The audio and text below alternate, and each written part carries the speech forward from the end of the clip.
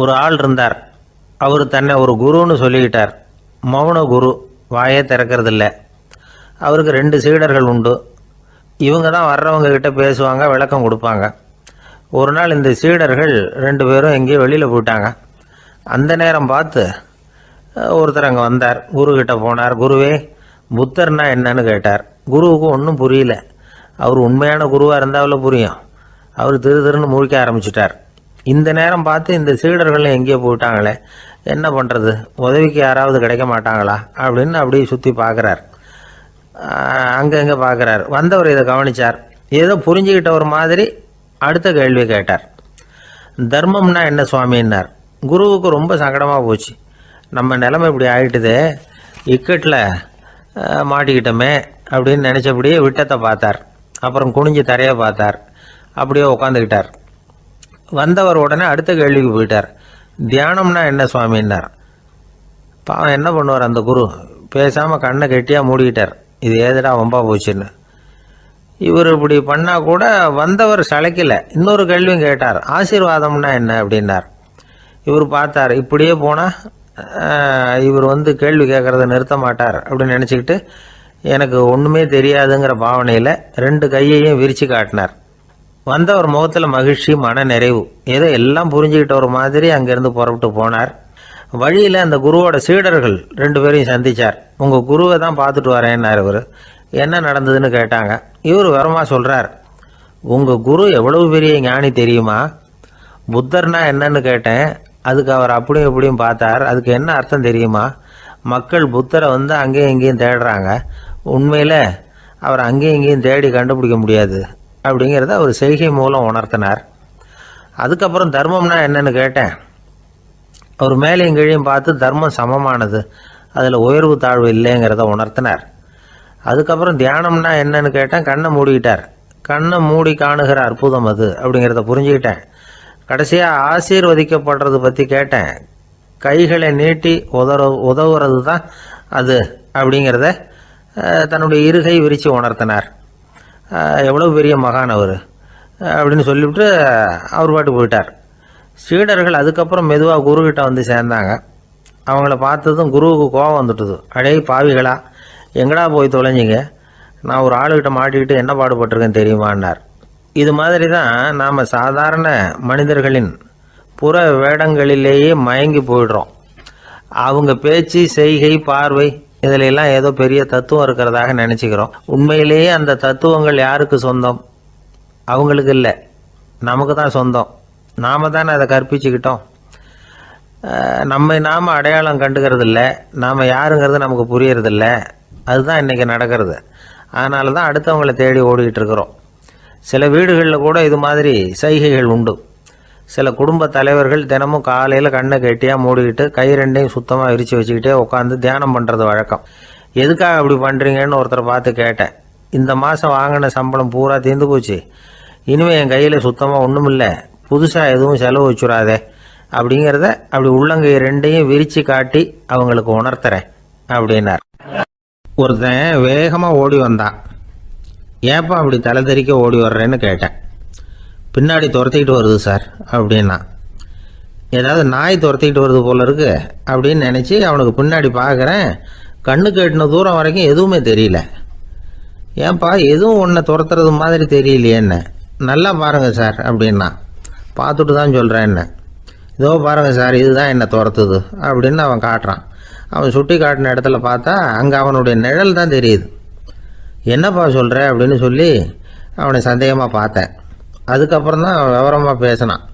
Sir, எனக்கு என் நிழலை கண்டா பிடிக்கிறதில்ல. எப்போ பார்த்தாலும் இது என்னையே பின்தொடர்ந்து வந்துக்கிட்டு இருக்குது. இதை என்னால் சகிக்கவே முடியல. இதை என்கிட்டேருந்து பிரிக்கிறதுக்கு எவ்வளவோ முயற்சிகள்லாம் பண்ணி பார்த்துட்டேன், முடியலன்னா. அப்படி என்னென்ன முயற்சிகள் பண்ணினேன் அப்படின்னு கேட்டேன். அவன் என்னென்ன செஞ்சாங்கிறத விவரமாக சொன்னான். அவன் என்ன பண்ணியிருக்கிறான், ஒரு பெரிய குழியை தோண்டி அதில் தன்னுடைய நிழலை புதைச்சிருவோம் அப்படின்னு முடிவு பண்ணிட்டு மண்வெட்டி எடுத்துக்கிட்டு தோட்டத்து பக்கம் போயிருக்கான். ஆழமாக ஒரு குழியை தோண்டியிருக்கான். குனிஞ்சு பார்க்குறான். அந்த குழிக்குள்ளே தன்னுடைய நிழல் தெரியுது. ஆஹா, இதுதான் சமயம், நிழல் இப்போ குழிக்குள்ளே இருக்குது, மண்ணை போட்டு மூடி விடலாம் அப்படின்னு நினச்சிக்கிட்டு கொஞ்சம் மண்ணை அள்ளி போட்டான். பார்த்தா இப்போ அந்த நிழல் அந்த மண்ணுக்கு மேலே வந்து நிற்கிது. இது ஏதுடா வம்பா போச்சு அப்படின்னு அவசரமாக மண்ணை வாரி போட்டு மூடி பார்க்குறான். குழி பூராவும் மூடி விட்டு பார்க்குறான். மறுபடியும் நிழல் மேலே வந்து உட்காந்துக்கிட்டு இருக்குது. சரி, இதை குழியில் புதைக்க முடியாது அப்படின்னு முடிவு பண்ணிட்டு இதை இங்கேயே இப்படியே விட்டுட்டு ஒரே ஓட்டமாக ஓடி போடுவோம் அப்படின்னு நினச்சி எடுத்தான் ஓட்டம். அது காலை நேரம். இவன் மேற்க நோக்கி ஓடிக்கிட்டு இருக்கிறான். ஓடி ஓடி பார்க்குறான், நிழல் இவனை விட வேகமாக இவனுக்கு முன்னாடி ஓடிக்கிட்டு இருக்கு. சரி, திரும்பி ஓடி பார்ப்போம் அப்படின்னு நினச்சிக்கிட்டு அப்படியே சடார்னு திரும்பி ஓட ஆரம்பித்தான். பார்த்தான், அப்பாடா நிழலை காணலை. கொஞ்சம் தூரம் ஓடி ஒரு இடத்துல நின்று அப்படியே சாவகாசமாக திரும்பி பார்க்குறான். பின்னாடி நின்றுக்கிட்டு இருக்குது நிழல். இப்படி ஓடி வந்து தான் இங்கே நம்ம முன்னாடி நின்று தன்னுடைய அவஸ்தையை சொல்லிகிட்டு இருக்கிறான். இந்த நிழலை துரத்துறது அல்லது வெட்டி விடுறது, இதுக்கு ஏதாவது வழி இருக்கா சொல்லுங்கள் சார் அப்படிங்கிறான். நமக்கு ஒன்றும் புரியல. அந்த நேரம் பார்த்து ஒரு பெரியவர் வந்தார். அவர்கிட்ட யோசனை கேட்டோம், என்ன செய்யலாம்னு. அவர் சொன்னார், இந்த பாருப்பா, நீ அங்கேயும் எங்கேயும் ஓடாத, அப்படியே கீழே படுத்துக்கொண்டார். அது நல்ல உச்சி வேலை. அவன் அப்படியே கீழே படுத்துக்கிட்டான். இப்போ அப்படி இப்படின்னு திரும்பி பார்க்குறான், நிழலை காணலை. அவன் இப்போ தான் நிம்மதியாக இருந்தான். இப்போ அந்த பெரியவர் சொன்னார், எல்லா மனிதர்களுமே இப்படி தான் ஓடிக்கிட்டு இருக்கிறாங்க. நான் எனது அப்படிங்கிற ஆணவம் தான் அவங்கள துரத்திக்கிட்டு இருக்கு. அதை விட்டுட்டு ஓடணும்னு நினச்சாலும் அது முன்னாடி வந்து நிற்கிது. பரம்பொருளை நோக்கி ஓடுறப்போ இந்த ஆணவம் பின்னாடி வந்து விடுது. பரிபூர்ண சரணாகதிங்கிற நிலையில் அது முழுசுமாக மறைஞ்சு விடுது. தன்னை உணர்கிற வேலை அது. அந்த நேரம் மனிதனுக்கு விடுதலை உணர்வு ஏற்படுகிற நேரம் அது. அப்படிப்பட்ட சுதந்திர மனிதர்களாக எல்லாரும் மாறி போயிட்டாங்கன்னா இந்த உலகமே இன்பமயம் அப்படின்னு ஒரு விளக்கம் கொடுத்தார் பெரியவர். நம்மால் ஒருத்தர் வேகமாக ஓடி வந்துக்கிட்டு இருந்தான். ஏன்டா அப்படி ஓடி வர்ற அப்படின்னு கேட்டார் எதிரில் வந்தவர். ஆசை துரத்துது, அதுதான் ஓடி வர்றேன்னா. உனக்கு என்ன ஆசைன்னு கேட்டார். எனக்கு ஒன்றும் ஆசை இல்லைங்க, என்னை எப்படியாவது பிடிச்சுடணும்னு போலீஸ்காரங்களுக்கு ஆசை. அந்த ஆசை இப்போ என்னை துரத்தி பின்னாடி வந்துக்கிட்டு இருக்குது. அதுதான் தப்பிச்சு வந்துக்கிட்டு இருக்கிறேன். குறுக்க நிற்காதீங்க சார், வழியை விடுங்க அப்படின்னு சொல்லிவிட்டு வேகமாக ஓடி மறைஞ்சான். எனக்கு வாழ்க்கையில் ஒரே ஒரு ஆசை தான் சார் அப்படின்னார் ஒருத்தர். அது என்னன்னு கேட்டேன். ஆசைகளை ஒழிச்சுடணுங்கிறது தான் என்னோட ஆசை அப்படின்னார். இப்படி ஆசைகளை ஒழிக்க வேண்டும் அப்படிங்கிறதையே ஒரு ஆசையாக கொள்வது அபத்தம் அப்படிங்கிறார் ஒரு பெரியவர். இது மாதிரி ஆசைகளை ஒழிக்க ஆசைப்பட்டா அந்த நோக்கம் நிறைவேறாதான். அந்த முயற்சியால் புதுசாக சில துன்பங்கள் தான் சேருமா. அதில் புதுசாக ஒரு ஆசை தலை தூக்கும் அப்படிங்கிறார் அவர். ஆசைகளை தானாக விழ வச்சுடலாம். அதுக்கு வழி என்ன தெரியுமா? எந்த ஒரு ஆசையையுமே பூரணமாக நிறைவேற்றி கொள்ள முடியாதுங்கிறத உணரணும். அதை உணர்ந்தால் ஆசைகள் தானாக விழுந்துடும். அதை விட்டுட்டு ஆசைகளை விட்டுடணுங்கிறதையே ஒரு ஆசையாக வச்சுக்கிட்டு அதுக்காக கடுமையாக முயற்சிகளையும் செஞ்சுக்கிட்டு நான் ஆசைகளை விட்டுட்டு ஞானோதயம் அடையிறதுக்கு கடுமையாக முயற்சி பண்ணிகிட்டு இருக்கிறேன் சார் அப்படின்னு சொல்லிக்கிட்டு இருந்தால் எந்த காலத்துலேயும் ஞானோதயம் வரப்போகிறதில்ல. அதுக்கு பதிலாக துன்பந்தான் சேரும் அப்படிங்கிறது அவரோட கருத்து. எந்த ஒரு ஆசையையும் பூரணமாக நிறைவேற்றி கொள்ள முடியாது அப்படிங்கிறத உணரணும். ஒரு ராஜா, அவர் மனசில் அமைதி இல்லை, எப்பவும் கஷ்டப்பட்டுக்கிட்டே இருந்தார். இந்த துன்பத்தை போக்குறதுக்கு பல வழிகளில் என்னென்னமோ முயற்சியெல்லாம் பண்ணி பார்த்தார். ஒன்றும் சரியாக வரல. கடைசியாக ஒரு காரியம் பண்ணார். அதாவது ஒரு வேதாந்தியை தேடிட்டு போனார். அவரை பார்த்து கேட்டார், ஐயா, என்னுடைய துன்பங்கள்லேருந்து நான் விடுபடணும், அதுக்கு சுலபமாக ஏதாவது ஒரு வழி இருந்தால் சொல்லுங்களேன் அப்படின்னு கேட்டுக்கிட்டார். அதுக்கு அந்த வேதாந்தி சொன்னார், அதுக்கு ஒரு வழி சொல்கிறேன், அது மாதிரி செய். அதாவது உன்னுடைய ராஜ்யத்துக்குள்ள போதுங்கிற மனசோட வாழ்கிற ஒருத்தனை கண்டுபிடிக்கணும். அப்படி கண்டுபிடிச்சி அவனுடைய சட்டையை வாங்கி நீ போட்டுக்கணும். அப்படி போட்டுக்கிட்டா உன்னுடைய துன்பம் தீர்ந்துடும் அப்படின்னார். உடனே ராஜாவுக்கு ரொம்ப மகிழ்ச்சி. அரண்மனையில் இருந்த அத்தனை பேரையும் ஆளுக்கு ஒரு பக்கமாக அனுப்புனார். தேட சொன்னார். போதுங்கிற மனசுடைய ஒருத்தனை கண்டுபிடிச்சி கொண்டுகிட்டு வாங்க அப்படின்னார். எங்கெங்கேயோ தேடி கடைசியாக ஒரு ஆளை கண்டுபிடிச்சாங்க. அவன் போதுங்கிற மனசோடு இருக்கிறவன் தான். ஆனால் அவன்கிட்ட சட்டை எதுவும் இல்லை. இடையில கட்டியிருக்கிற துண்டே போதுங்கிற மனசோடு அவன் வாழ்ந்துக்கிட்டு இருக்கிறான். சட்டை இருந்தாவில் ராஜா வாங்கி மாட்டிக்க முடியும். அந்த வேதாந்தி ஏன் அப்படி சொன்னாருங்கிறதுக்கான அர்த்தம் இப்போ தான் ராஜாவுக்கு புரிஞ்சுதான். இது வரைக்கும் சொன்னதெல்லாம் ஞான மார்க்கத்தை தேடிடுறவனுக்கான உள்ள தகவல். இப்போ இன்னைக்கு இளைஞர்கள் இதை கேட்டுவிட்டு நமக்கு ஆசையே வேணாம் அப்படின்னு முடிவு பண்ணிவிட்டா வாழ்க்கையில் முன்னேறவே முடியாது. நம்முடைய முயற்சிக்கு ஆசை தான் தூண்டுகோல். அதனால் இந்த ஆசையையும் அந்த ஆசையையும் போட்டு குழப்பிக்கக்கூடாது. ஆனால் ஒன்று, பேராசை நமக்கு தேவையில்லை. நாம் படுற ஆசையிலேயும் ஒரு நியாயம் இருக்கணும். ஏன்னா நம்மள சில பேர், நீங்கள் தான் சார் சொன்னீங்க, அதனால தான் ஆசைப்பட்டேன், அரை தான் கிடச்சிது மிச்சம் அப்படிம்பாங்க கன்னத்தை தடவிக்கிட்டே. அதனால் இப்போல்லாம் எந்த தகவலை சொன்னாலும் ரொம்ப எச்சரிக்கையாக இருக்க வேண்டியிருக்குது. ஒரு ஆள் ஒரு கடை வச்சு வியாபாரம் பண்ணிகிட்டு இருந்தான். அவனுக்கு ரொம்ப பேராசை, நிறைய பணம் சேர்க்கணும்னு. திடீர்னு ஒரு நாள் அவனுக்கு உடம்பு ரொம்ப சுகம் இல்லாமல் போயிட்டுது. இனிமேல் பிழைக்கிறது கஷ்டங்கிற நிலைமை. மரணப்படுகையில் இருக்கிறான். சொந்தக்காரங்கள்லாம் சுற்றி உட்காந்துருக்குறாங்க. இவன் மெதுவாக கண்ணை திறந்து பார்க்குறான். என் வீட்டுக்காரி எங்கேன்னா, இதோ இருக்கேன் அப்படின்னாங்க அந்த அம்மா. பசங்கள்லாம் எங்கேங்கிறான். இதோ பக்கத்தில் தான் நின்றுக்கிட்டு இருக்கிறோங்கிறாங்க. பொண்ணுங்க எங்கேங்கிறான். எல்லாம் இங்கே தான் இருக்கிறோம் அப்படிங்கிறாங்க. எல்லாம் இங்கே தான் பக்கத்தில் தான் இருக்கோம், நீங்கள் கவலைப்படாதீங்கன்னு சொல்கிறாங்க எல்லாம். அவன் மெதுவாக கஷ்டப்பட்டு வாயை திறந்து, அட பாவிங்களா, எல்லாரும் இங்கே இருந்தால் அங்கே கடையை யார் கவனிக்கிறது அப்படின்னா. ஜப்பானில் உள்ள ஒரு புத்த விகாரை, அங்கே ஒரு வயசான பௌத்த குரு தங்கியிருக்கிறார். ஒரு நாள் ராத்திரி கடுமையான குளிர், அவரால் தாங்க முடியல. பார்த்தார், மரத்தில் செஞ்ச புத்த சிற்பங்கள் அங்கே நிறைய இருந்தது. அதில் ஒன்றை எடுத்து அதுக்கு தீ மூட்டி அந்த நெருப்பில் குளிர் காஞ்சிக்கிட்டு இருக்கிறார். மர சிற்பம் தீ வச்சதும் படபடன்னு வெடிக்க ஆரம்பிச்சுட்டுது. அந்த சத்தத்தை கேட்டதும் அந்த புத்த விகாரையின் குருக்கள் வெளியில் ஓடி வந்தார். இவர் ஆனந்தமாக குளிர் காஞ்சிக்கிட்டு இருக்கிறார். அவரால் பொறுத்துக்க முடியல. தெருவில் தெரிஞ்சுக்கிட்டு இருந்த அந்த பெரியவரை இங்கே தங்க அனுமதித்ததே அவர் தான். இவர் இப்படி பண்ணுறாருன்னு நினச்சிக்கிட்டே அவரை கோபமாக பார்த்தார். ஏன் இப்படி கோபமாக பார்க்குறீங்க, இப்படி வந்து உட்காருங்க அப்படிங்கிறாரு இவர். அவருக்கு இன்னமும் கோபம் வந்துட்டுது. எங்கள் கடவுளை வந்து எரிச்சுட்டீங்களே அப்படின்னு சத்தம் போட்டாராம். அப்படியா அப்படின்னு கேட்டுக்கிட்டே அந்த சாம்பலை கிளறினார் இவர். என்ன செய்கிறீங்கன்னு கேட்டிருக்காரு அவர். நான் எலும்புகளை தேடுறேன்னாராம். நீங்கள் ஒரு பைத்தியம், இது ஒரு மர சிற்பம், இதில் எலும்புகள் கிடையாது அப்படின்னாராம். அவருக்கு கோபம் வந்துட்டுது. உடனே வெளியில் போங்கன்னு கத்தியிருக்கார். வெளியில் தள்ளி கதவையும் சாத்தி விட்டாராம். மறுநாள் காலையில் கதவை திறந்து பார்த்தா அந்த வயசான பெரியவர் ஒரு மைல்கல் மேலே சில காட்டு பூக்களை வச்சு புத்தம் சரணம் கச்சாமின்னு சொல்லிக்கிட்டே இருக்கிறார். இவருக்கு சந்தேகமாக போட்டுது. கிட்ட போனார். என்ன செஞ்சுக்கிட்டு இருக்கீங்கன்னு கேட்டார். இது என்னுடைய காலை நேர பிரார்த்தனைனாராம். நிஜமாகவே நீங்கள் ஒரு பைத்தியமாக தான் இருக்கணும், ஏன்னா அது ஒரு மைல்கல் அப்படின்னாராம். இப்போ அந்த பெரியவர் சொன்னாராம், நீங்கள் ஒரு மரத்தை புத்தராக நினைக்கும் பொழுது நான் ஏன் ஒரு மைல்கல்ல புத்தராக நினைக்கக்கூடாது? நான் வந்து புத்தரை எரிக்கலாம், ஏன்னா அவரை நான் நேசிக்கிறேன். அந்த சிற்பம் வந்து மரத்தால் ஆனதுங்கிறது எனக்கு தெரியும். நான் ஒரு மைல்கல்லை தொழலாம், ஏன்னா அது எனது பூக்களை தாங்குது. நான் இந்த மைல்கல்லுக்குள்ளே மறைஞ்சிருக்கிற புத்தரை பார்க்குறேன். யாராவது ஒரு சிற்பி இதை சிலையாக்கினாதான் நீங்கள் புத்தரை பார்க்க முடியும்.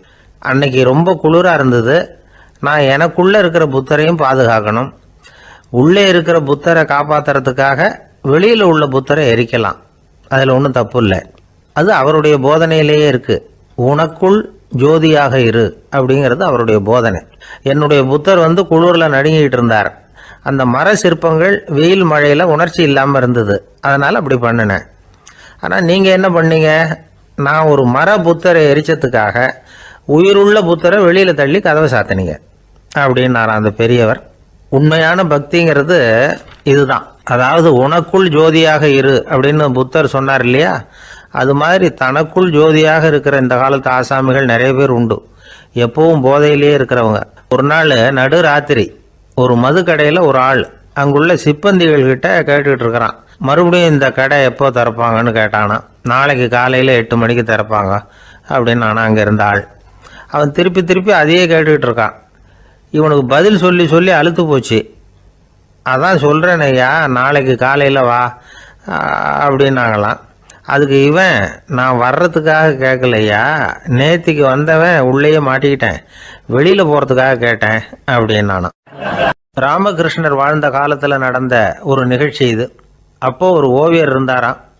அவருக்கு ஒரு ஆசை, ராமகிருஷ்ணர் படத்தை வரையணும். அதை அவர்கிட்டயே கொண்டுகிட்டு போய் காட்டி அபிப்பிராயம் கேட்கணும். இதுதான் அந்த ஓவியரின் ஆசை. உடனே ராமகிருஷ்ணர் படத்தை வரைஞ்சி முடித்தார். அதை எடுத்துக்கிட்டு போனார். இவர் போன சமயம் அங்கே ராமகிருஷ்ணர் சீடர்களோடு உட்காந்துருக்கிறார். விவேகானந்தர் அங்கே இருக்கிறார். இந்த ஓவியர் கொண்டுகிட்டு போய் தான் வரைந்த ஓவியத்தை அவர்கிட்ட காட்டினார்.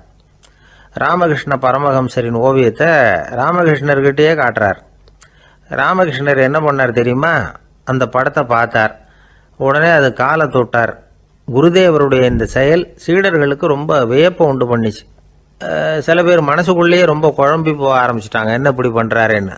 என்ன இது அவரோட படம், அவரே அவரோட படத்தின் காலை தொடுறார் அப்படின்னு யோசித்தாங்க. சில பேர் ஒன்றும் புரியாமல் ஒருத்தர் பார்த்து சிரிச்சுக்கிட்டாங்க. அந்த இடத்துல சீடர்கள் மட்டும் இல்லை, சீடர் அல்லாத பல பேர் இருந்தாங்க. தன்னுடைய காலை தானே தொடர இவருடைய செயல் பற்றி என்ன நினைக்கிறது அப்படின்னு அவங்களும் குழம்பி போய் நிற்கிறாங்க. அந்த படத்தை வரைஞ்சி அவர்கிட்ட காட்டின அந்த ஓவியருக்கும் அதிர்ச்சி.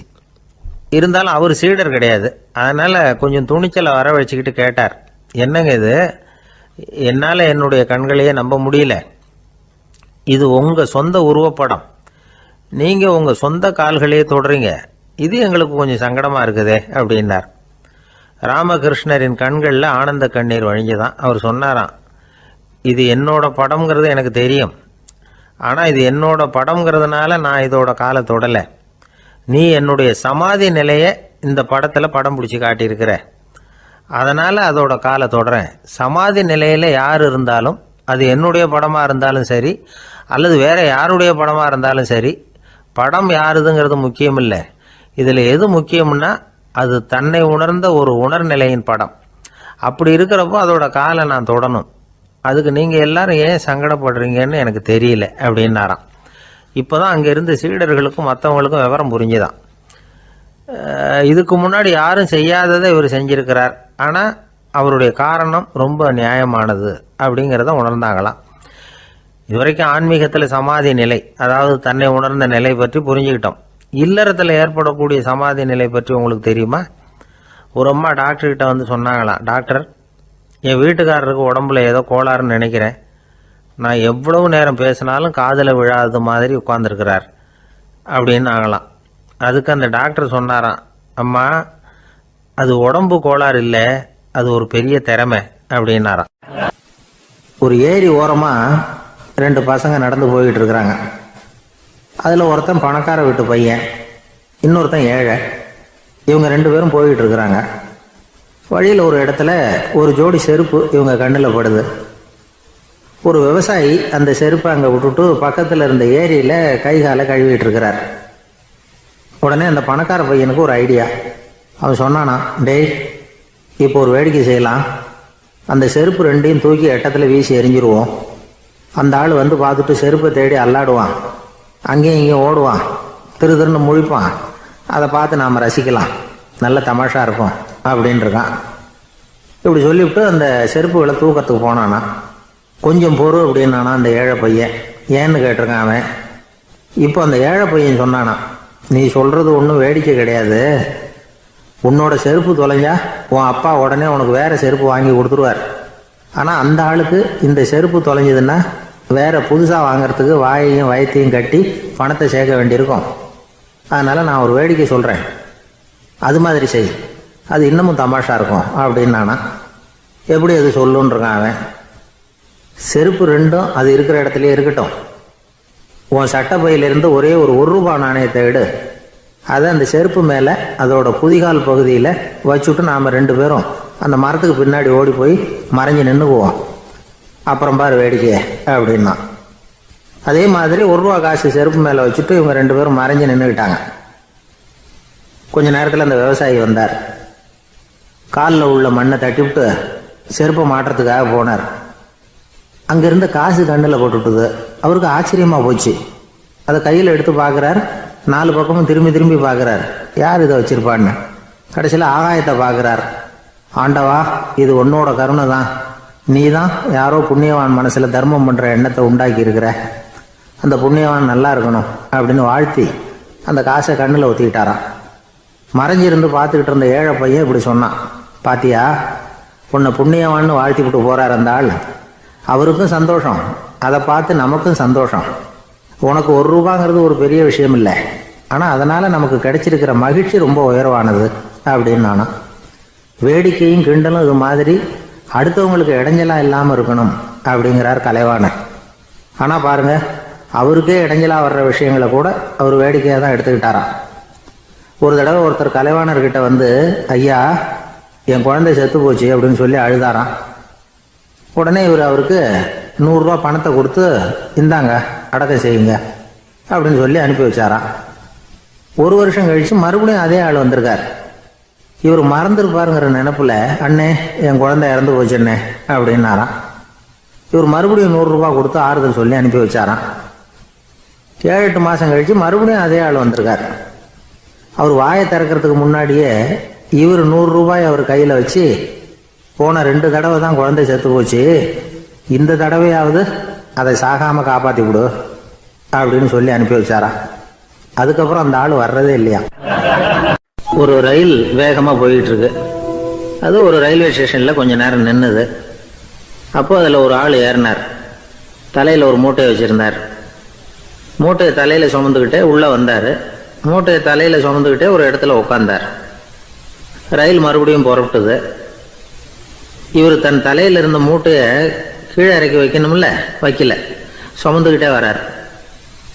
எதிரில் உட்காந்துருந்தவர் கேட்டார், ஏங்க ஏன் இப்படியே உட்காந்துருக்குறீங்க தலையில் மூட்டையை வச்சுக்கிட்டு, மூட்டையை கீழே இறக்கி வைக்கலாமே அப்படின்னார். வேணாங்க, பாவம், தலையில் இருக்கிற மூட்டையை இறக்கி ரயிலில் வச்சா ரயிலுக்கு பாரம் அதிகமாக இருக்கும் அப்படின்னார் அவர். இப்படி ஒரு ஆளை பார்த்தா நமக்கு சிரிப்பு தான் வரும்.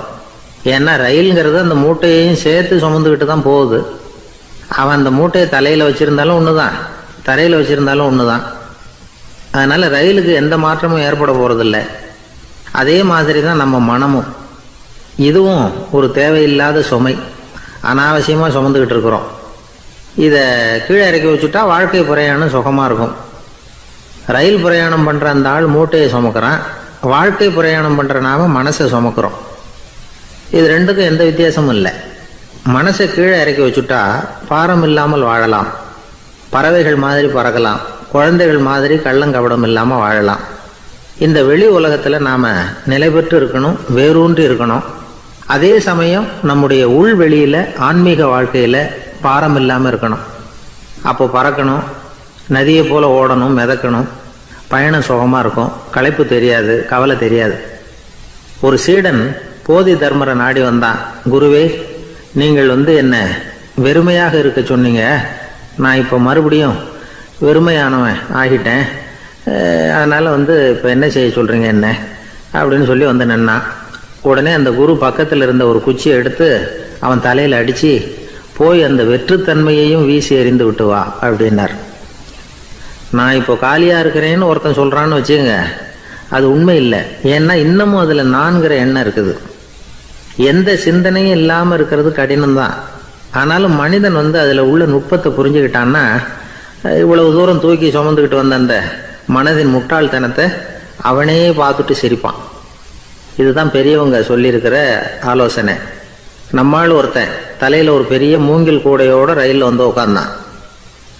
கூடை தலையில் இருந்தது, கீழே இறக்கி வைக்கல.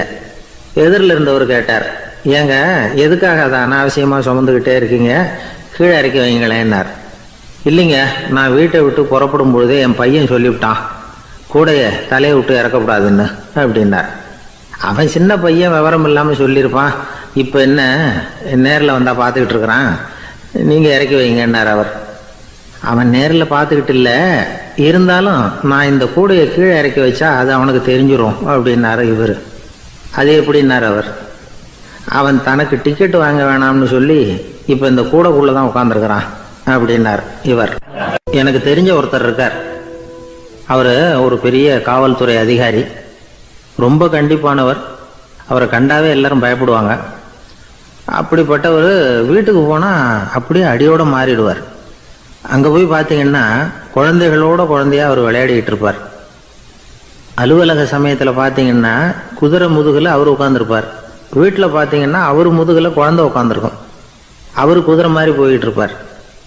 இது எப்படிங்க முடியுது உங்களால் அப்படின்னு கேட்டாங்க. அது ஒன்றும் இல்லை, இங்கே வீட்டுக்கு வந்த உடனே என்னோட மனசை தனியாக எடுத்து வச்சுருவேன் அப்படின்னார். அது என்னங்க உங்கள் சட்டப்பயிலியாக இருக்குது மனசு, அது தனியாக எடுத்து வைக்கிறதுக்கு அப்படின்னு கேட்டாங்க. அப்படி இல்லைங்க, இது ஒரு பயிற்சி, மனப்பயிற்சி, அவ்வளவுதான் அப்படின்னார். இப்படி சமயம் பார்த்து மனசை தனியாக வச்சுவிட தெரிஞ்சவங்க வாழ்க்கையில் எப்பவும் உற்சாகமாக இருப்பாங்க அப்படிங்கிறது பெரியவங்க கருத்து. ஒரு டாக்டர் ஆஸ்பத்திரியில் இருக்கிற வரைக்கும் டாக்டராக இருக்கலாம். அவர் மனைவிகிட்டையும் அவர் டாக்டராக இருக்க வேண்டிய அவசியம் இல்லை. ஒரு வக்கீல் கோர்ட்டில் இருக்கிற வரைக்கும் வக்கீலாக இருக்கலாம், வீட்டுக்கு வந்ததுக்கு அப்புறமும் வக்கீலாக இருக்க வேண்டிய அவசியம் கிடையாது. வீட்டில் குழந்தைகள்கிட்ட விளையாடும் பொழுதும் அதுகள்கிட்ட ஃபீஸு கேட்டுக்கிட்டு இருக்கக்கூடாது. நாம் எப்படி இருக்கணும்னு பெரியவங்க சொல்கிறாங்கன்னா, மனசோட சேரக்கூடாதான். அப்படி சேராமல் வாழ்க்கையை கவனிக்கணுமா. மனசை அப்படியே தனியாக எடுத்து பக்கத்தில் வச்சுடணும். அப்படின்னா அதை அப்படியே தூக்கி எறிஞ்சுடு அப்படின்னு அர்த்தம் இல்லை. ஏன்னா மனசுங்கிறது நமக்கு உபயோகப்படக்கூடிய ஒன்று தான். எப்போ எப்போ அது தேவையோ அப்பப்போ எடுத்து உபயோகப்படுத்திக்கணும்.